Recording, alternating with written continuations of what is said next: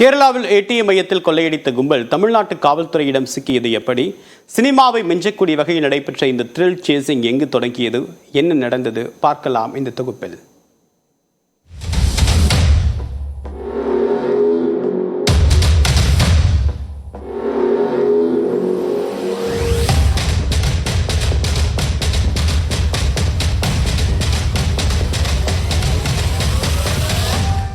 கேரள மாநிலம் திருச்சூரில் வெள்ளிக்கிழமை அதிகாலை 2:30 மணிக்கு கொள்ளையடிக்க தொடங்கிய கும்பல் சுமார் 5 மணி அளவில் அங்கிருந்து தப்பியதாக தெரிகிறது.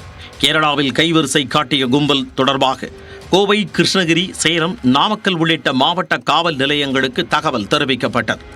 அதன் அடிப்படையில் தமிழ்நாடு காவலர்கள் தீவிர வாகன தணிக்கையில் ஈடுபட தொடங்கினர்.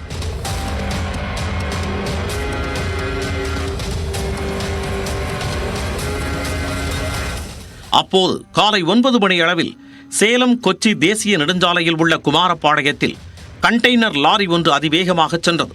காவலர்களை கண்டதும் நிற்காமல் சென்ற கண்டெய்னர் லாரி சைக்கிள் மற்றும் கார் மீது மோதியது. இதனைத் தொடர்ந்து சுமார் 9:30 மணி அளவில் காவலர்களுடன் இணைந்து அப்பகுதி மக்களும் கண்டெய்னர் லாரியை துரத்தினர்.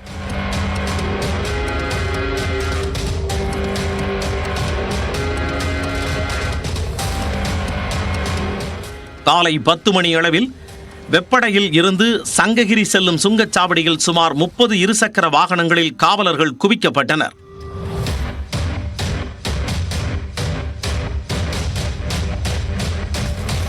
காவலர்களை கண்டதும் சுதாரித்த கண்டெய்னர் லாரி ஓட்டுநர் 10-15 மணி அளவில் வாகனத்தை யூட்டர்ன் அடித்துக் கொண்டு ஈரோடு செல்லும் சாலையில் குறுக்கு வழியில் புகுந்தார்.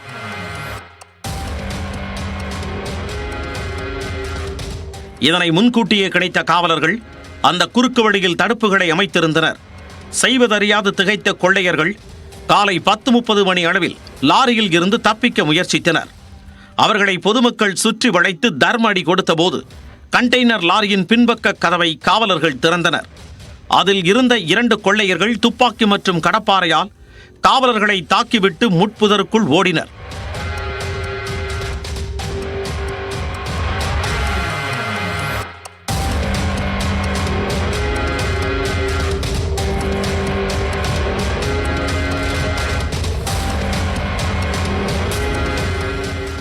அவர்களில் ஒருவரை காவல் ஆய்வாளர் தவமணி துப்பாக்கியால் சுட்டார்.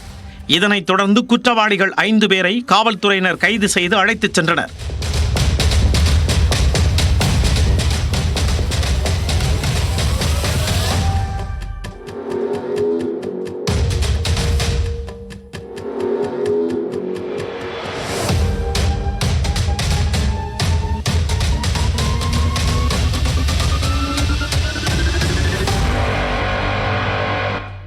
சுமார் 1.5 மணி நேரத்திற்கு 25 கிலோமீட்டர் தொலைவில் நடைபெற்ற இந்த சேசிங் தமிழ்நாடு காவல்துறையின் தீரத்திற்கு சான்றாக கருதப்படுகிறது.